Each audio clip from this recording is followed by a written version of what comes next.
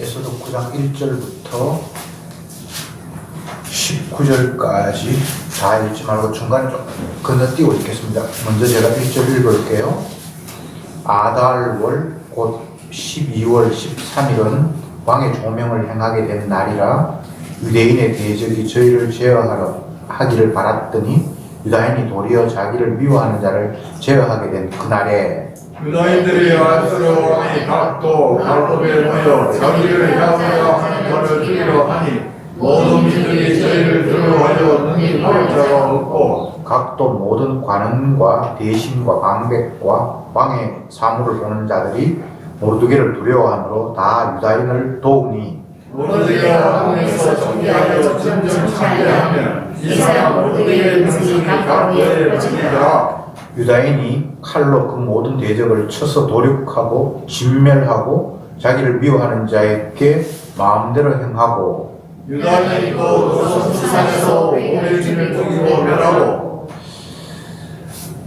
건너뛰어서 11절부터 보겠습니다. 그날에 도성수산에 도륙한 자의 수요를 왕께 고하니 왕이 왕궁에서 그에게 이르되 유다인이 도성 수산에서 이미 오벨진을 죽이고 멸하고 또 하만의 열방을 죽였으니 왕은 왕궁에서도 끌려가겠느냐 이제 그들의 조직이 무엇이뇨 또 뭐라하겠느라 그들의 요구가 무엇이뇨 또한 이행하겠느라. 에스더가 가로되 왕이 만일 선히 여기시거든 수산에 거하는 유다인으로 내일도 오늘날 조서대로 행하게 하시고 하만의 열 아들의 시체를 나무에 달게 하소서. 왕이 그대로 행하기를 허락하고 도서를 수산에 내리니 하만의 열 아들의 시체가 달리니라. 아달월 14일에도 수산에 있는 유다인이 모여 또 300인을 수산에서 도륙하되 그 제산에는 손을 대지 아니하였고 왕의 각도에 있는 많은 유다인들이 모여 스스로 생명을 보호하여 내들에게 조사하며 자기를 위하는 자 7만 5천명을 도륙하되 그 제산에 손을 대지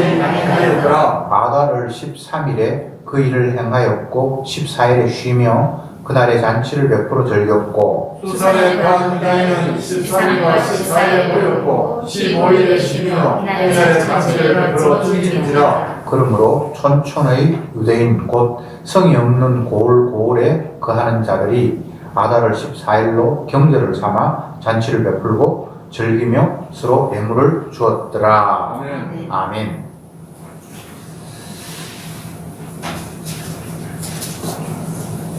왕이 조서를 내리는 장면이 에스더에는 4번 나옵니다.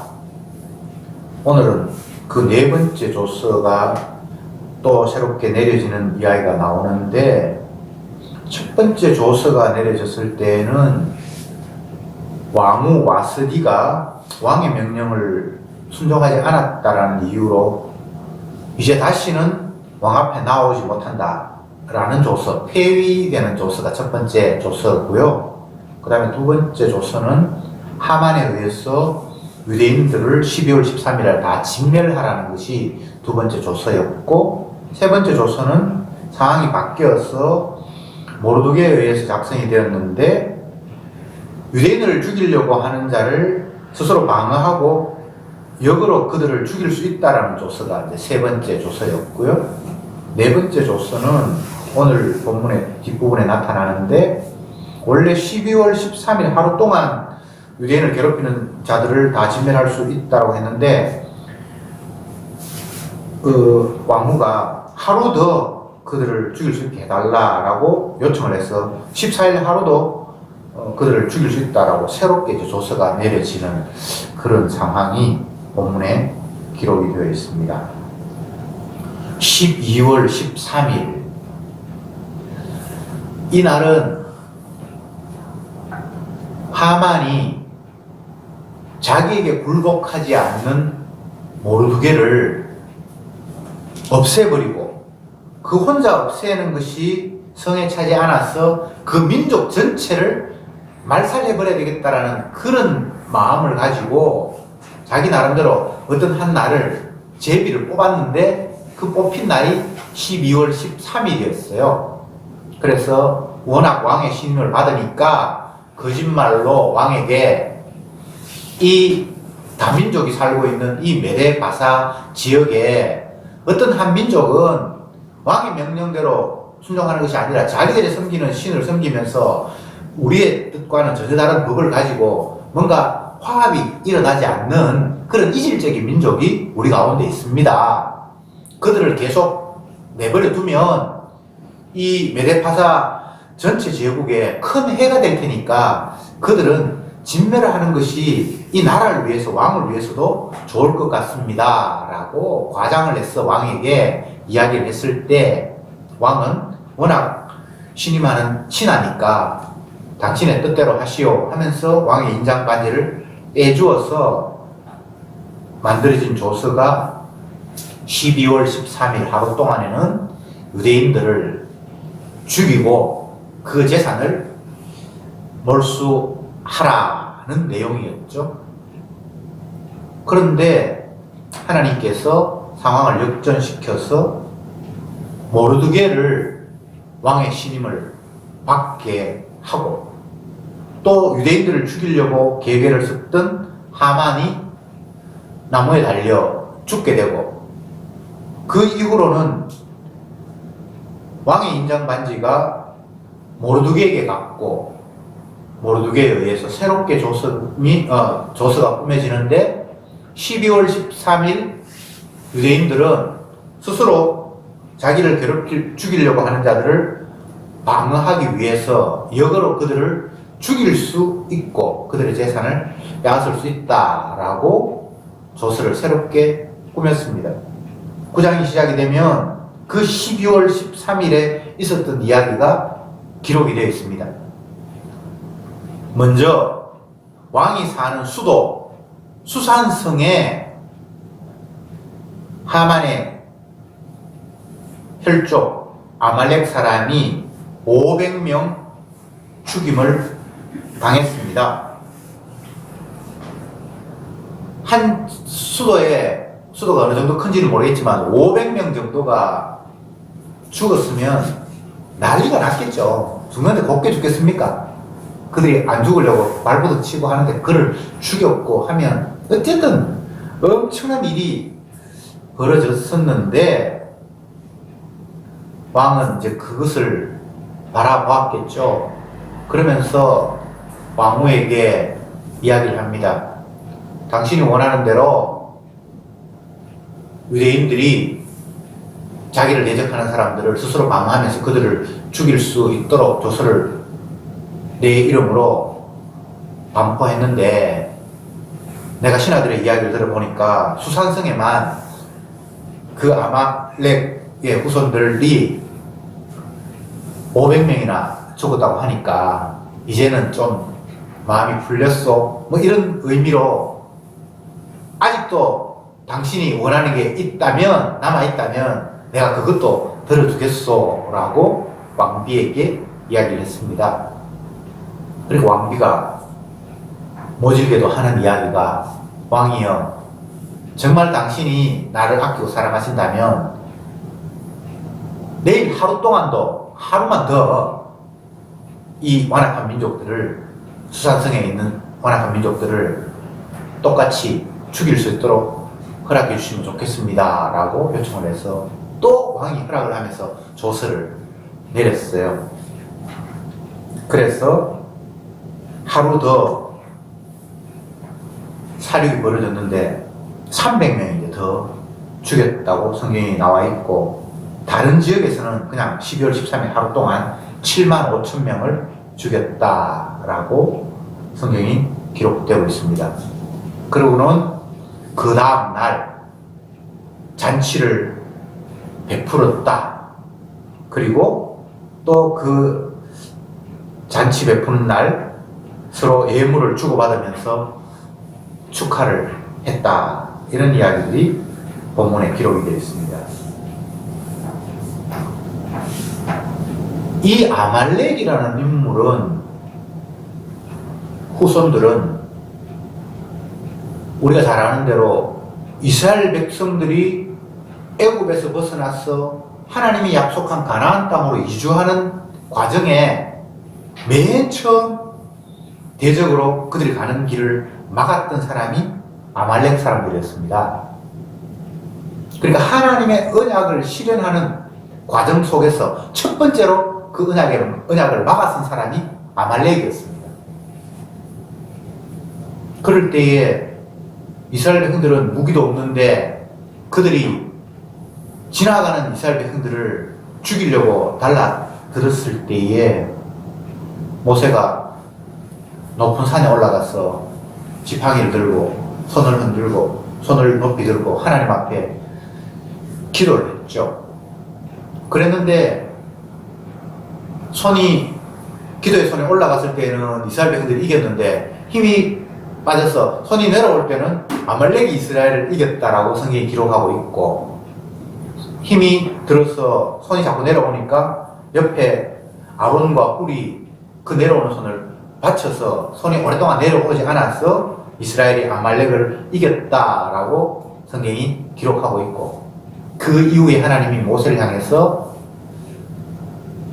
나의 대적 아말렉 그들을 이 지상에서 완전히 멸해버려라. 천하에 그들의 이름을 기억도 못하도록 하라고 하나님께서 명령을 내리셨습니다.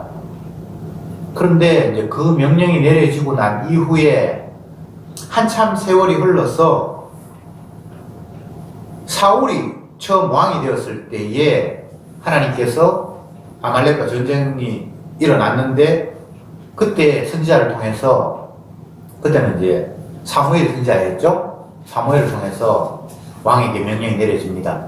하나님께서 아말렉을 아예 진멸해버리라고 말씀하셨으니까 이번 전쟁에서 그들을 어린아이 여자 할 것 없이 완전히 다 진멸해 버리십시오 라고 이야기를 했는데, 사울이 다 안 죽여요. 귀한 재물도 좀 가지고 이제 왕으로서 하나님 앞에 잘렸다.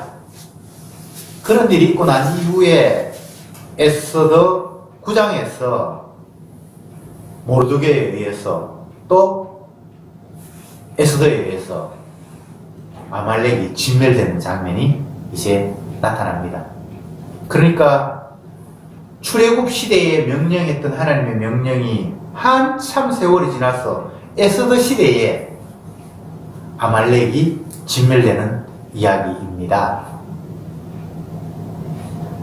어떤 관점에서 이 에스더를 볼 것인가라는 것들을 볼 때에 여러 각도에서 볼 수 있겠지만, 저는 이 말씀을 하나님께서 진멸하려고 생각했던 그 아말렉이 중간중간 진멸이 제대로 안 일어났는데, 이스라엘 백성들이 나라를 잃고 뿔뿔이 흩어져서 이제는 더 이상 이스라엘로서의 구실과 역할도 제대로 못하는 그 상황 속에서도 하나님의 그 말씀하신 약속은 반드시 시행되고 말았다라는 차원에서 우리는 이 말씀을 다시금 되새겨 봐야 됩니다. 우리는 이스라엘이 한 민족을, 한 국가를 멸해야 된다라고 할 때는 그들이 힘을 가지고 능력을 가져서 그들보다 더 강했을 때 그들을 이길 수 있다라고 생각하는 것이 우리의 보편적인 상식이잖아요.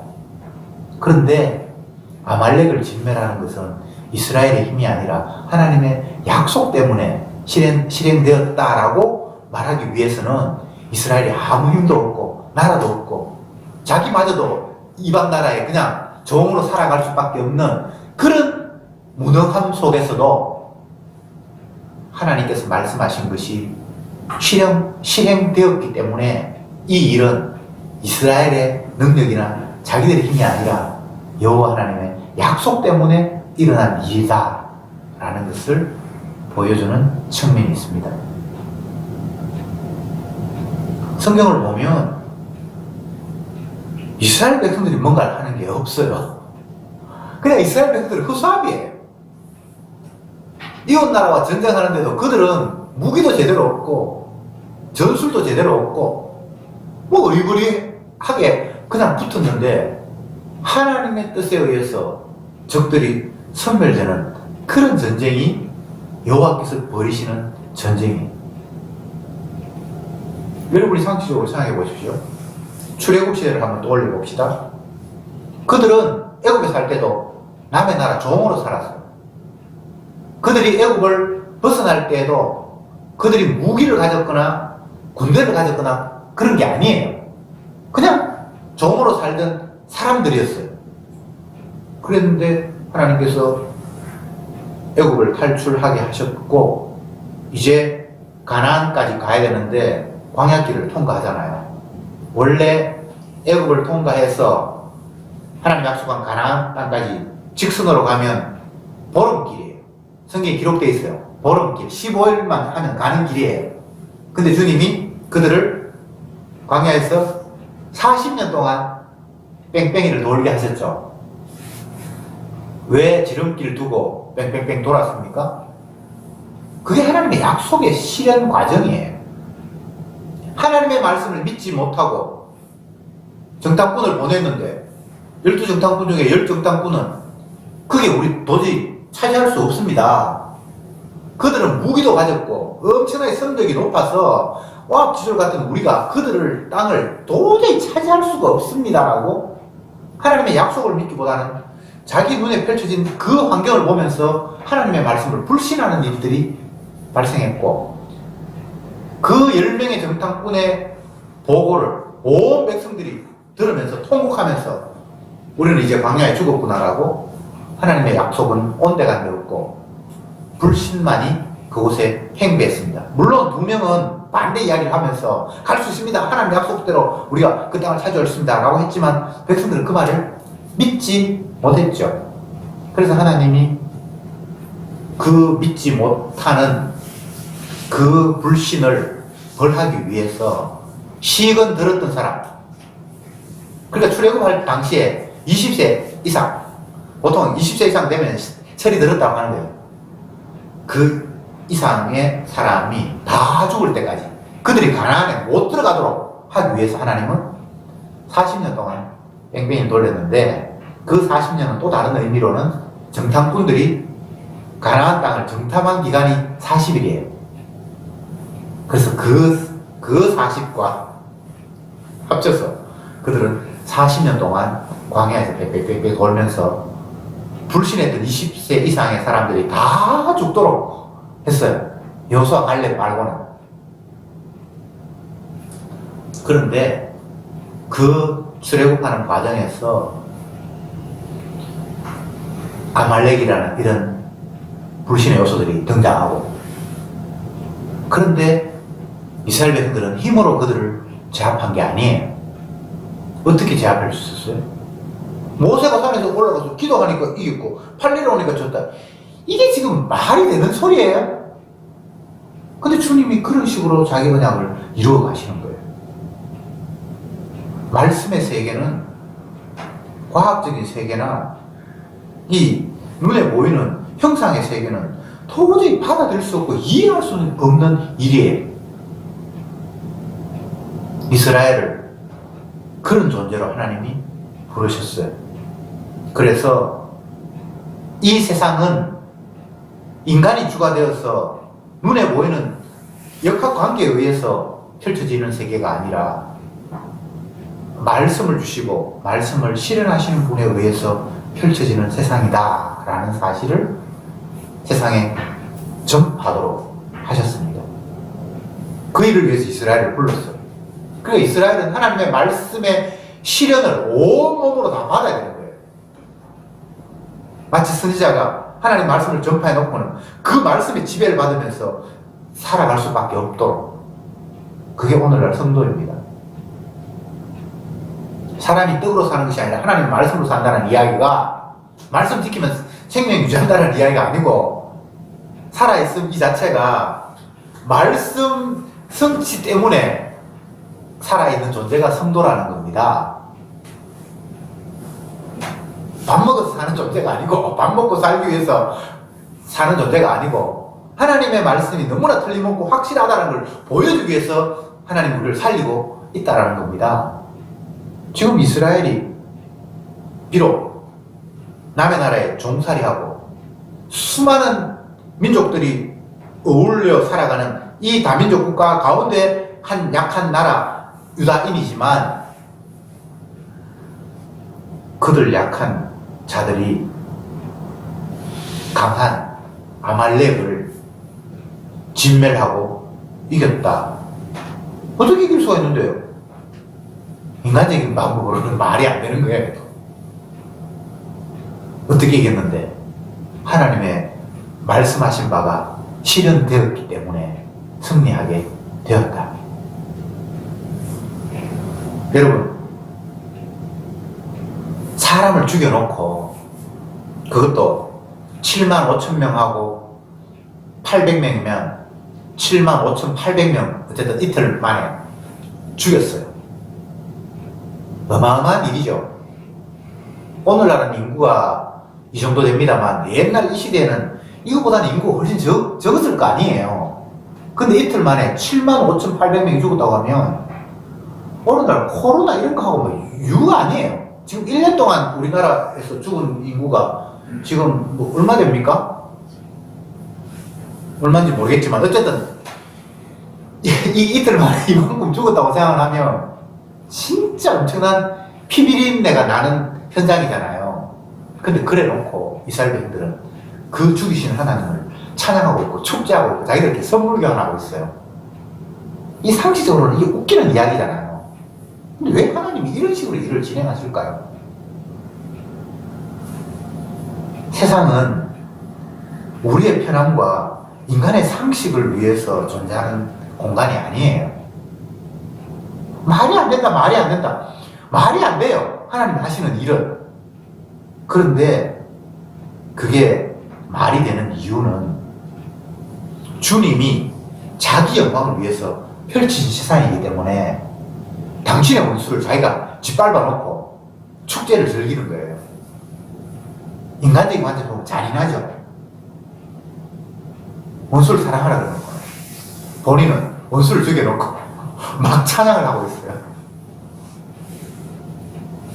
하나님의 말씀을 유교 관점에서 이해를 하려고 하면 아무것도 이해가 안 돼요. 유대인들이 왜 예수님을 죽였죠?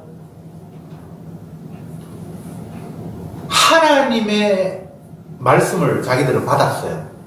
그리고 그 말씀을 지키려고 안간힘을 쓰면서 연구하고 죽을 힘을 다해서 말씀을 지키려고 애를 썼어요. 물론 완벽하지는 않았지만 그러나 인간이 할 수 있는 최선을 다해서 하나님의 말씀을 지키려고 노력하며 살았어요. 주님을 사랑하는 마음으로. 그런데 하늘에서 온 하나님의 아들이라고 하는 예수가 하는 행동이 하나님의 말씀을 아주 우습게 여기면서 자기 마음대로 해석하고 지 마음대로 여기는 거예요. 그래서 죽였어요. 그래서 죽였어요. 말씀에 어긋났기 때문에 스스로 하나님이라고 자기를 참칭했기 때문에 하나님을 참칭하다니 이거는 뭐 옛날에는 우리나라에서 일성만 대통령 아들이라고 사칭한 사건이 있었죠. 여러분은 잘 모릅니까? 그런 게 있어요. 자기가 이성만 대통령 아들이라고 그래서 거짓말 시키면서 막 이득을 챙기고 했던 그런 사기가 있었어요. 대통령의 아들이라는 걸 참칭했다고 해서 엄청나게 벌을 받았는데 하나님의 아들이라고 하나님을 진짜 잘 섬기는 그 나라에서 엉뚱한 사람이 나타나서 자기가 하나님의 아들이라고 참칭을 했으니까 그건 그들의 관점에서는 죽임 당해야 마땅하잖아요. 안식일에는 아무도 하면 안 되고 일하면 안 되고 여행하면 안 되고 오로지 주님을 위해서 주님만 찬양해야 되는데 예수님은 안식일을 어기면서 그걸 일하고 했어요.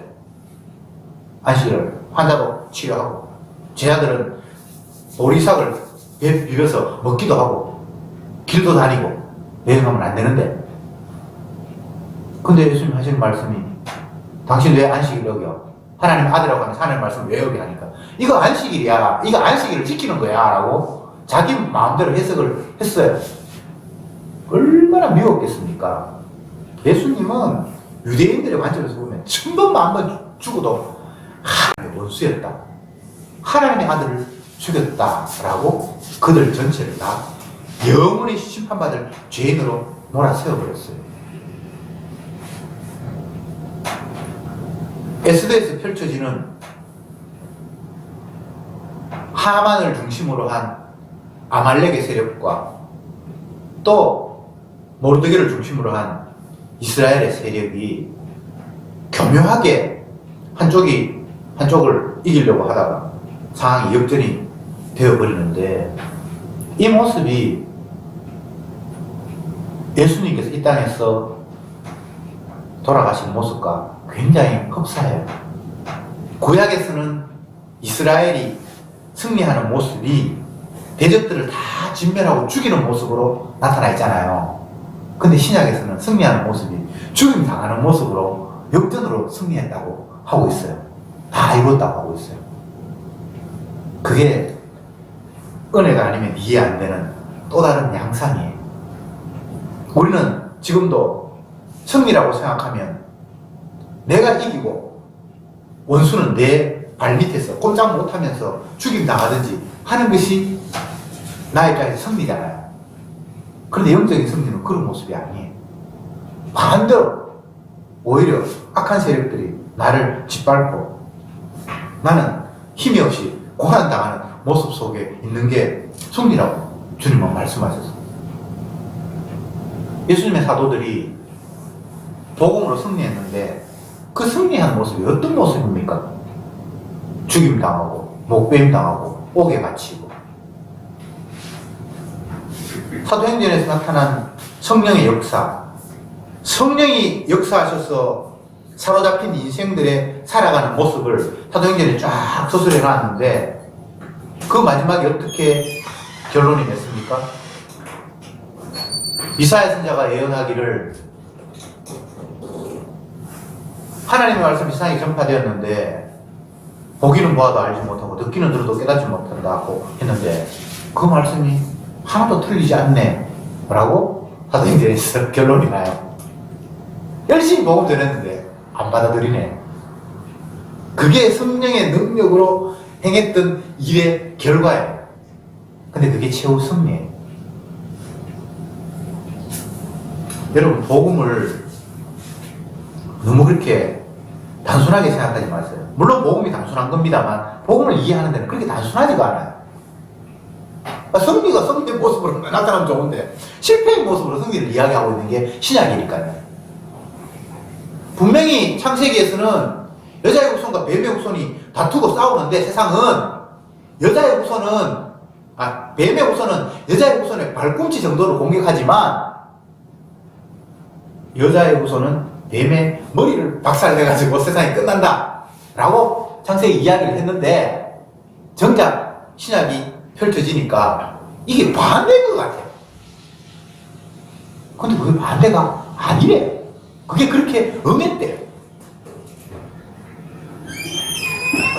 스마트 먹은 인간이 과학적인 상식으로 내 중심의 사고방식으로는 이해가 안 되는 일들이 계속해서 펼쳐지고 있습니다. 사람 중에로 잔치하고, 이게 무슨 긍휼의 하나님입니까? 근데 그게 공의의 하나님이고 긍휼의 하나님이에요. 하나님의 긍휼은 자기 백성에게 베풀으시지 백성 아닌 사람들에게는 긍휼이 없습니다. 차별하네. 아멘. 차별하시는 하나님. 너희와 저희를 나누시고 양과 염소를 나누시고 알곡과 족정이를 나누시는 분이 세상의 주인 되시는 예수님이에요. 그래서 아말렉은 처음부터 진멸의 대상이고 이스라엘은 사랑받고 용서받을 자의 대상이에요. 왜 그렇게 하시지? 그런 걸 통해서 하나님께서 자기 자신의 주되심을 드러내는 거예요. 세상은 아무리 시간이 흘러도 이 주님의 약속이 공고하게 실현되는 세상 말고는 다른 세상이 없어요. 오늘 살고 내일 살고 또 모레를 살아도 계속해서 세상은 하나님의 약속대로만 되어가는 세상이에요. 우리가 에스를 보면서 여러 각도로 생각할 수 있지만 하나님의 말씀대로 되는 세상, 하나님의 뜻을 어기고 하나님의 백성이 하나님이 약속하신 곳으로 가려고 하는 그 길을 막아선 하나님의 원수, 아말렉. 그 당시에는 완전히 진멸되지 않았죠. 그런데 한참 세월이 지나서 중간에 또 진멸하려고 했는데 순종하지 않았죠. 그런데 이제 이 에스더에 와서 이스라엘 백성들도 나라도 잃어버렸고 물불이 흩어졌고 아무 힘도 없는, 정말 그들이 뭘 할까 라고 생각하는 이 시점에 하나님의 말씀이 성취가 되었어요. 그러면 이스라엘 백성들은 어떤 생각을 가질 수 있겠어요? 아, 하나님의 말씀은 우리가 성취하는 게 아니구나. 말씀하신 그분이 그 말씀대로 이루어 가시는 세상 속에 우리도 담겨 있구나. 그 대답 말고는 다른 대답이 여기에서 나올 수가 없습니다. 이스라엘 백성들의 잔치는요, 주님의 말씀이 성취되었음에 대한 축하와 기쁨이지 다른 잔치가 아니에요. 내가 기뻐서 잔치하고 그건 하나님이 베푸시는 잔치가 아니에요. 복음은 나에게 기쁜 소식이기보다는 예수 그리스도에게 기쁜 소식이에요. 그래서 멸망할 자 멸망하고 건질 자 건지고, 그걸 통해서 예수 그리스도가 주라는 사실이 오롯이 드러나고, 그렇게 할 때 그게 기쁜 소식이 되는 거예요. 물론 주님 앞에 부름받은, 예수님의 피로 씻음받은 주님의 백성은 주님의 기쁜 소식에 같이 기쁜 소식으로 참여되어지죠. 이스라엘 백성들이 잔치를 베푸는데 이것은 주님의 기쁨에 동참된 잔치예요. 표면적으로 보면 자기들이 잔치하는 것 같은데 그게 아니에요. 주님이 자기 말씀 성취하시고 난 후에 스스로 기뻐하셔서 즐기는 그 기쁨에 불러주시고, 이것을 신약에서는 잔치의 비유를 통해서 말씀을 하셨는데, 임금이 자기 아들의 혼인잔치를 하면서 기뻐할 사람을 불러서 그 잔치에 동참시키는 거예요. 그 잔치에 참여한 사람은 공로가 없어요.